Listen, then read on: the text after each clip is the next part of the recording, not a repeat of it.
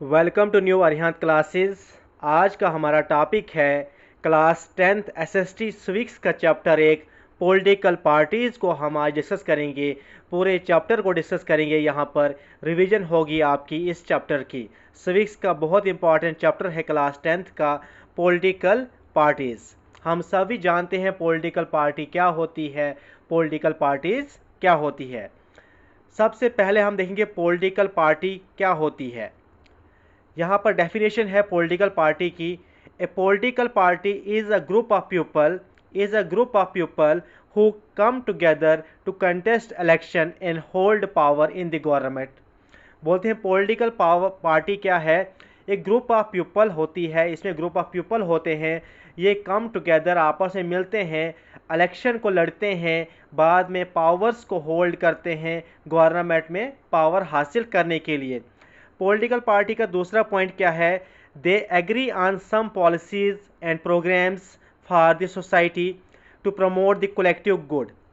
बोलते हैं ये कुछ एग्री होते हैं कुछ पॉलिसीज़ पर, कुछ प्रोग्राम्स पर जो सोसाइटी के लिए होते हैं और जो कलेक्टिव गुड होगा, सब के लिए बेहतर होगा, उसको ये आगे प्रमोट करते हैं, गवर्नमेंट तक पहुंचाते हैं।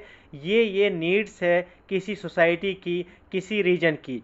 पॉलिटिकल पार्टी का मीनिंग क्या है, political party is a group of people who come together to contest election and hold power in the government.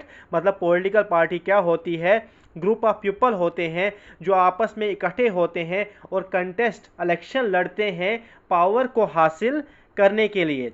इसके बाद कंपोनेंट्स ऑफ पॉलिटिकल पार्टी, बहुत ही इंपॉर्टेंट 3 कंपोनेंट्स होते हैं पॉलिटिकल पार्टी के। पहला कंपोनेंट होता है लीडर्स, दूसरे होते हैं एक्टिव मेंबर्स, तीसरे होते हैं फॉलोवर्स। लीडर्स जो इलेक्शन में हिस्सा लेते हैं, जो इलेक्शन लड़ते हैं। दूसरे होते हैं एक्टिव मेंबर। दूसरा कंपोनेंट क्या है पॉलिटिकल पार्टी का, एक्टिव मेंबर। जो एक्टिव मेंबर होते हैं पॉलिटिकल पार्टी के, जिनके पास मेंबरशिप होती है, जो पॉलिटिकल पार्टी के सारे जो स्पीचेस होते हैं उनके लिए अरेंजमेंट्स करते हैं। और तीसरा होता है फॉलोवर। तीसरा कंपोनेंट क्या है, फॉलोवर। उस पॉलिटिकल पार्टी को सपोर्ट करने वाले, उस पॉलिटिकल पार्टी को मानने वाले, उस पॉलिटिकल पार्टी के स्पीचेस में जाने वाले, वहाँ पर वो स्पीचेस सुनने वाले और पॉलिटिकल पार्टी को फॉलो करने वाले, उसको बोलते हैं फॉलोवर्स। ये है 3 कंपोनेंट्स ऑफ पॉलिटिकल पार्टी। पहला है लीडर्स जो इलेक्शन लड़ते हैं, दूसरा एक्टिव मेंबर्स, तीसरे होते हैं फॉलोवर्स। इसके बाद बहुत ही इंपॉर्टेंट पार्ट है फंक्शंस ऑफ पॉलिटिकल पार्टी। किसी भी पॉलिटिकल पार्टी के फंक्शन क्या है, सबसे पहला फंक्शन है कंटेस्ट इलेक्शन। किसी भी पॉलिटिकल पार्टी का पहला फंक्शन क्या है, वो इलेक्शन लड़ती है। क्या करती है, कोई भी असेंबली इलेक्शन होंगे या लोकसभा इलेक्शन होंगे, वहाँ पर सबसे पहला फंक्शन इनका है, ये क्या करती है पॉलिटिकल पार्टीज, इलेक्शन लड़ती है। दूसरा फंक्शन है put forward policies and programs. जो पॉलिटिकल पार्टीज़ के पॉलिसीज़ होती है, जो प्रोग्राम्स होती है, उनको लोगों तक पहुंचाती है। अगर हम पावर में आए, लोगों को ये बताते हैं अगर हम पावर में आए तो हमारी ये पॉलिसीज़ होगी, हमारे ये प्रोग्राम्स होंगे। कोई पार्टी ये कहती है कि अगर मैं पावर में आई तो अनएम्प्लॉयमेंट को ख़त्म करूंगी। दूसरी कोई पार्टी बोलती है कि अगर हम पावर में आए तो हम महंगाई को कम कर देंगे। ये कुछ पॉलिसीज़ होती हैं। हर पॉलिटिकल पार्टी का इलेक्शन से पहले एक मैनिफेस्टो होता है, उसको छपवाते हैं, प्रिंट करवाते हैं और लोगों के सामने वो मैनिफेस्टो पेश करते हैं, हमारी पार्टी का ये मैनिफेस्टो है, आप वोट दीजिए, जब हम पावर में आएंगे तो ये काम करेंगे। जो तीसरा इम्पॉर्टेंट फंक्शन है, play a decisive role in the law making. जब लॉ मेकिंग होती है, जब कोई कानून बनने जा रहा होता है लेजिस्लेचर में, तो वहाँ पर ये पॉलिटिकल पार्टीज़ का बहुत इंपॉर्टेंट रोल होता है। यही पॉलिटिकल पार्टीज़ मिलकर वहाँ पर कानून बनाती है। बहुत ही इंपॉर्टेंट रोल होता है लॉ मेकिंग में किसका, पॉलिटिकल पार्टी का। इसके बाद जो चौथा एंड फोर्थ फंक्शन है पॉलिटिकल पार्टी का, form and run government. Political parties, जब कोई पॉलिटिकल पार्टी इलेक्शन में जीतती है, वो सबसे पहले क्या करती है, गवर्नमेंट को बनाती है, उसके बाद गवर्नमेंट को चलाती है। 5 साल का टेन्योर होता है, उस 5 साल तक गवर्नमेंट को चलाती है। उसके बाद प्ले रोल ऑफ अपोजिशन। सभी पॉलिटिकल पार्टीज तो इलेक्शन में नहीं जीतती है। अगर 10 पॉलिटिकल पार्टीज कोई इलेक्शन कंटेस्ट करती है, उसमें से एक ही पॉलिटिकल पार्टी जीती है या 2 जीते हैं, अलायंस आपस में करते हैं, कोलिशन गवर्नमेंट बनाती है। लेकिन जो बाकी पॉलिटिकल पार्टीज होती है, जो हारी हुई पॉलिटिकल पार्टीज होती है, वो क्या काम करती है? वो लेजिस्लेचर में अपोजिशन पार्टी का काम करती है। अपोजिशन पार्टी का क्या काम होती है? जब भी गवर्नमेंट का कोई फेलियर होता है, गवर्नमेंट का कोई डिसीजन अच्छा नहीं होता है, तो वो उस पर गवर्नमेंट को क्रिटिसाइज करते हैं, या कोई डिसीजन ऐसा होता है जो गवर्नमेंट लेने जा रही होती है, लेकिन अपोजिशन पार्टी को लगता है कि ये लोगों के लिए अच्छा नहीं होता, तो वहीं पर वो डिसीजन लेते लेते ही गवर्नमेंट को रोकती है, क्रिटिसाइज करती है। ये अपोजिशन पार्टीज का काम होता है। नेक्स्ट फंक्शन है शेप पब्लिक ओपिनियन। जो लोगों की वॉइसेस होती हैं, जो लोगों की उम्मीदें होती हैं, जो लोगों की मांग होती है, पॉलिटिकल पार्टी उसको राइज करती है, उसको गवर्नमेंट तक पहुंचाती है कि इस सोसाइटी की ये डिमांड है, इस रीजन की ये डिमांड है, इस स्टेट की ये डिमांड है। ये कुछ इंपॉर्टेंट फंक्शन है पॉलिटिकल पार्टीज़ का। पहला फंक्शन हमने पढ़ा, पॉलिटिकल पार्टीज़ का पहला फंक्शन क्या है? ये इलेक्शन लड़ती है, सबसे इंपॉर्टेंट फंक्शन।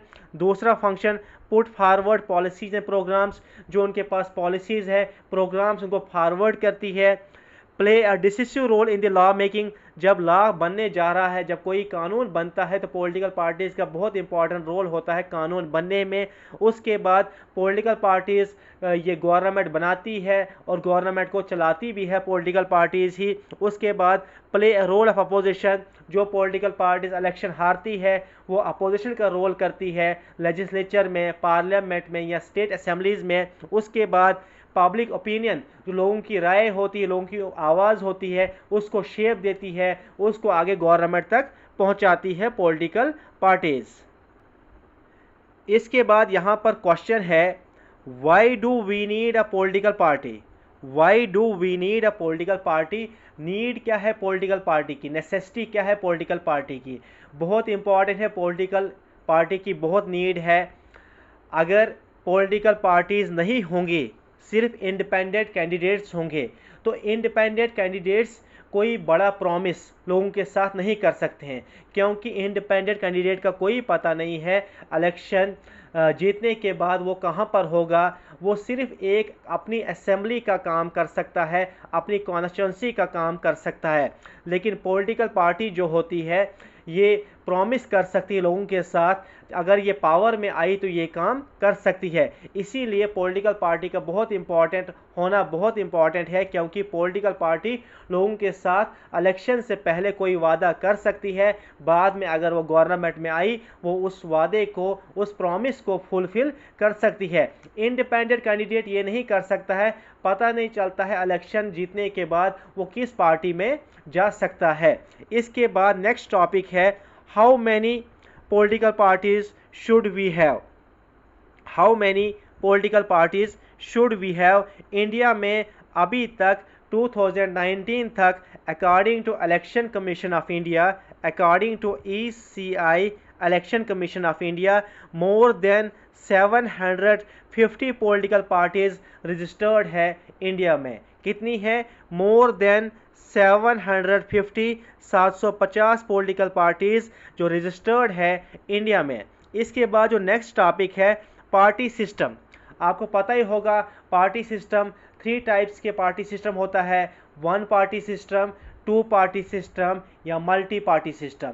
1 पार्टी सिस्टम होता है उस कंट्री में होता है जिसमें एक ही पार्टी को ये आज़ादी होगी, ये पावर होगी, एक ही पार्टी को एलो किया गया होगा, वो कंट्रोल करेगी और रन करेगी गवर्नमेंट। एग्जाम्पल है 1 पार्टी सिस्टम क्या है? In this system only 1 party is allowed to control and run the government. सिर्फ एक पार्टी को वहाँ पर परमिशन है, वो कंट्रोल कर सकती है और गवर्नमेंट को चला सकती है। इसकी एग्जाम्पल है चाइना, जो हमारा पड़ोसी मुल्क है, पड़ोसी कंट्री है चाइना। चाइना में सिर्फ 1 पार्टी सिस्टम है। चाइना में सिर्फ एक ही पार्टी है, कम्युनिस्ट पार्टी है। वहाँ पर हर नेक्स्ट इलेक्शन के बाद वहाँ पर एक ही पार्टी है, उसी पार्टी के मेंबर्स वहीं से चुने जाते हैं। वहाँ पर कोई दूसरी पार्टी नहीं है, किसी दूसरी पार्टी को परमिशन नहीं है। वहाँ पर सिंगल पार्टी सिस्टम है। अगर एमसीक्यू बनेगा किस कंट्री में सिंगल पार्टी सिस्टम फॉलो होता है, तो चाइना एक ऐसी कंट्री है जिसमें सिंगल पार्टी सिस्टम फॉलो होता है। उस पार्टी का नाम क्या है? कम्युनिस्ट पार्टी है। उसके बाद है दूसरी टाइप, टू पार्टी सिस्टम।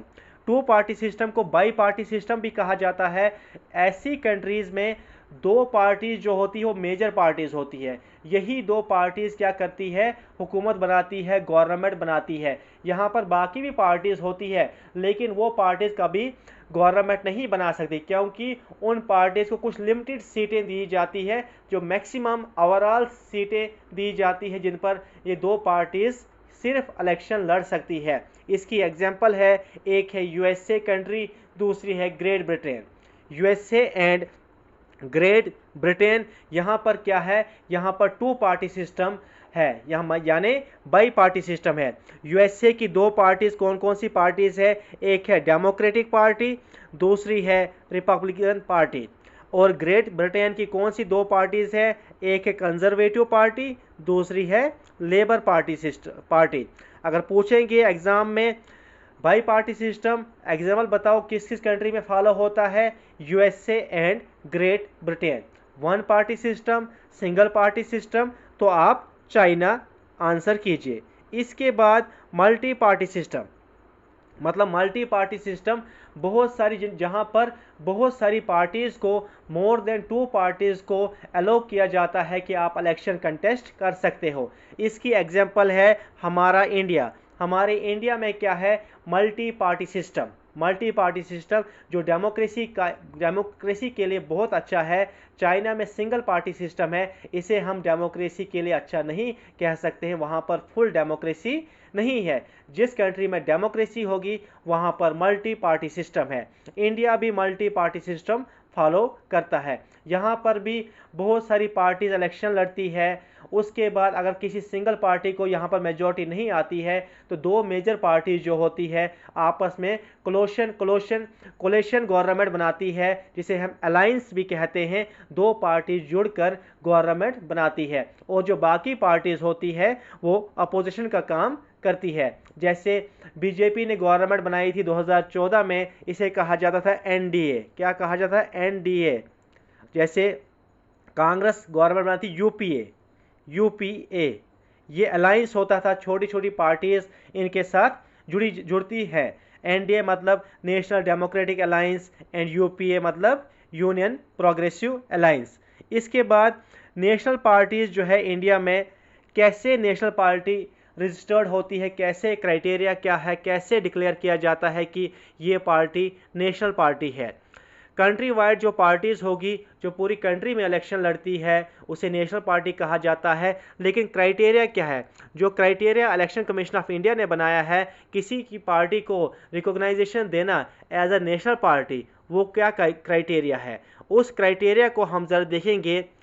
पहला क्राइटेरिया ये है, 6% of total votes in last लोक सभा election and wins at least 4 seats in लोक सभा।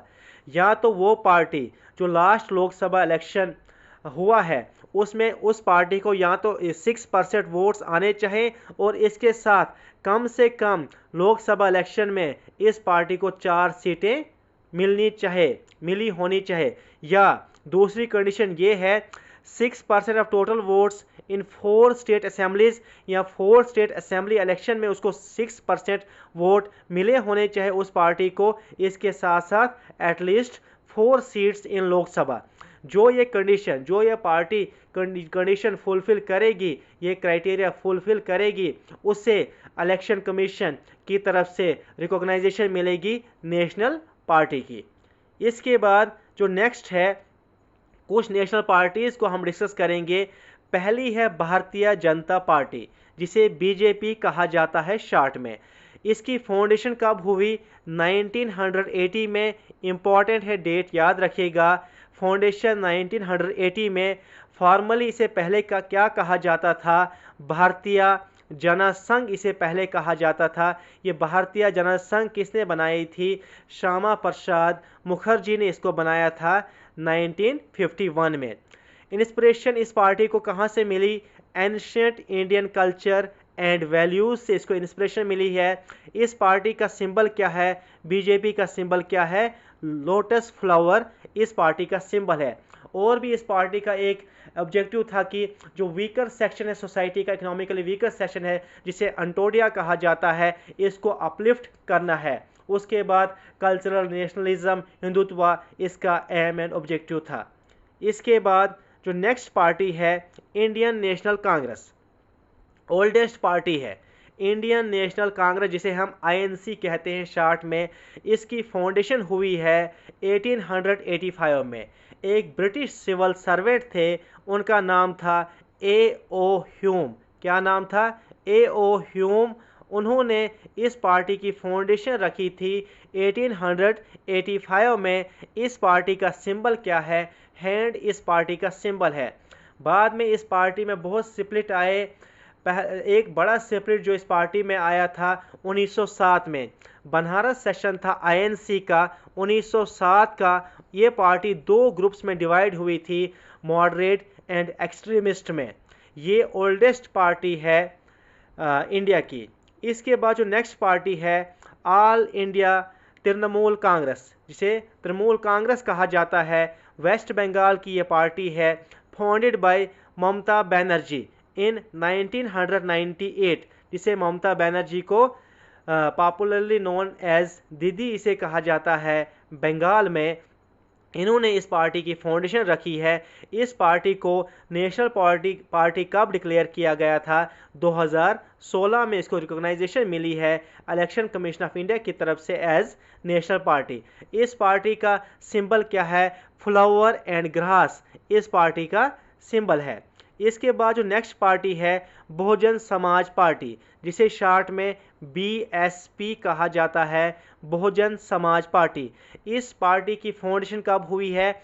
1984 में। और किसने फाउंडेशन रखी है इस पार्टी की? कंशी राम ने इस पार्टी की फाउंडेशन रखी है। ये जो पार्टी थी बहुजन समाज पार्टी, ये जो वीकर सेक्शन थे, जो दलित्स थे, वीकर सेक्शन थे, उनका इंटरेस्ट प्रोटेक्ट करने के लिए, उनके लिए बेहतरी के लिए काम करना चाहती थी। बहुजन का मतलब ही होता है वीकर सेक्शन, जिसमें दलित्स आते हैं, आदिवासीज आते हैं, OBCs आते हैं। इसका यही मेन एम एंड ऑब्जेक्टिव था। इस पार्टी का सिंबल क्या है? एलिफेंट सिंबल है बहुजन समाज पार्टी का। इसके बाद जो नेक्स्ट टॉपिक है यहाँ पर, चैलेंजेस टू पॉलिटिकल पार्टीज। कौन कौन सी चैलेंजेस फेस करनी पड़ती है पॉलिटिकल पार्टी को? जो पहली चैलेंज है lack of internal democracy. Political party के अंदर ही डेमोक्रेसी नहीं है, वहाँ पर भी डेमोक्रेसी नहीं है। वहाँ पर भी जो इम्पोर्टेंट पर्सन्स हैं उन्हीं को अच्छी अच्छी पोजीशन पर रखा जाता है, जो किसी पार्टी से ताल्लुक़ नहीं रखते हैं लेकिन अच्छे मेंबर हैं, अच्छे लीडर हैं, उनको पार्टी में अच्छी अच्छी पोजीशन नहीं दी जाती है। पार्टी में इलेक्शंस नहीं होते हैं, प्रेसिडेंट वाइस प्रेसिडेंट के इलेक्शंस नहीं होते हैं। जैसे हमने देखा था गुलाम नबी आज़ाद, आईएनसी को क्यों छोड़ा था गुलाम नबी आज़ाद ने? इसीलिए कि वो बोल रहे थे कि पार्टी में इंटरनल डेमोक्रेसी नहीं है। दूसरी चैलेंज है डायनेस्टिक सक्सेशन। पार्टी में डायनेस्टिक सक्सेशन चल रहा है, मतलब पहले जो फैमिली मेंबर्स हैं पार्टी के, उन्हीं को अच्छी अच्छी पोजीशन दी जाती है। अगर पहले किसी का फादर पार्टी का प्रेसिडेंट था, उसके बाद उसका बेटा है वही उसी को पार्टी का प्रेसिडेंट बनाया जाता है। लेकिन जो बाहर से कोई दूसरा मेंबर है जो पार्टी के लिए बहुत काम कर रहा है, जो एलिजिबल भी है उस पोस्ट के लिए, तब भी उस पोस्ट के लिए उसे नहीं एलिजिबल डिक्लेयर कर दिया जाता है, क्योंकि डायनेस्टिक सक्सेशन चल रहा है, परिवारवाद चल रहा है। उसके बाद growing role of money and muscle power. और पार्टी का एक बहुत बड़ी चैलेंज ये भी है कि पार्टी तो चाहती है इलेक्शन जीतना, जैसे भी होगा उसने इलेक्शन जीतना है, तो पार्टी उन मेंबर्स को टिकट देती है जिनके पास या तो पैसा बहुत होता है, पार्टी को लगता है कि यह अपने पैसे पर इलेक्शन जीत सकते हैं, या मसल पावर, कोई पार्टी में कुछ लीडर ऐसे होते हैं जो विलन्स होते हैं, जो अपने डर से लोगों से वोट ले सकते हैं और इलेक्शन में जीत सकते हैं, तो पार्टी उन लोगों को भी ज़्यादा टिकट्स देती है। नेक्स्ट है do not offer a meaningful choice. Voters को मीनिंगफुल चॉइस नहीं मिलती है, क्योंकि आपने देखा होगा यही लीडर्स जो होते हैं घूम फिर कर आते हैं। यही लीडर कभी एक पार्टी में होता है तो कभी दूसरी पार्टी में चला जाता है। तो वोटर्स तो लीडर्स तो वही होते हैं, ये खुद में ही अपनी पार्टीज़ को बदलते हैं। कभी ये एक पार्टी में होते हैं, कभी दूसरी पार्टी में होती है, और वोटर्स को यहाँ पर कोई अच्छी चॉइस नहीं मिलती है। इसके बाद जो नेक्स्ट टॉपिक है, how can parties B reformed. कैसे पार्टीज़ में चेंज आ सकती है, कैसे पार्टीज़ में तब्दीली आ सकती है। पहला है anti defection law. Anti defection law लाया गया। इस लॉ से पहले क्या होता है, जब कोई मेंबर किसी पार्टी का मेंबर होता था, जब वो इलेक्शन विन करता था, उसकी पार्टी मेजॉरिटी में नहीं आती थी, जो दूसरी पार्टी मेजॉरिटी में आती थी तो वो उस पार्टी में चला जाता है। लेकिन अब एंटी डिफेक्शन लॉ आया है, अगर कोई मेंबर ऐसा करेगा तो उसको वो अपनी विन जो होती है, वो जीत होती है, जीत थी, उसको लूज़ करना पड़ेगा, उस सीट को छोड़ना पड़ेगा, फिर वो किसी दूसरी पार्टी में जा सकता है। जीतने के बाद अब वो दूसरी पार्टी में नहीं जा सकता है, फिर उसको उस सीट वो छोड़नी पड़ती है, उसकी वो जीत, वो विन है, वो वापस ली जाती है। दूसरा है order of supreme court, order of election commission. यहाँ पर टाइपिंग एरर है, SC नहीं है, यहाँ पर EI है। Order of election commission and supreme court. Supreme court ने भी और इलेक्शन कमीशन ने भी यहाँ पर ऑर्डर निकाला है, फॉर्म फिल करने से पहले किसी भी कैंडिडेट को अपना एक एफिडेविट देना है, वहाँ पर सब चीज़ें डिक्लेयर करनी है। मेरा कोई बैंक का लोन नहीं है, कोई क्रिमिनल केसेस नहीं है, अपनी सारी प्रॉपर्टी वहाँ पर मेंशन करनी है, मेरे पास इतनी प्रॉपर्टी है एट्सेट्रा। ये एक एफिडेविट देना पड़ता है हर किसी कैंडिडेट को, चाहे वो इलेक्शन असेंबली इलेक्शन हो, लोकसभा इलेक्शन हो, या पंचायती म्यूनसिपल इलेक्शन हो, किसी भी इलेक्शन के लिए उनको फॉर्म फिल करते वक्त एक एफिडेविट देना पड़ता है। उसमें सारी चीज़ें लिखनी पड़ती है कि मेरे पास कितनी प्रॉपर्टी है, मेरे पास कोई बैंक का लोन तो नहीं है, कोई क्रिमिनल केसेस तो नहीं है, ये सब कुछ देना पड़ता है। उसके बाद स्टेट फंडिंग इलेक्शन।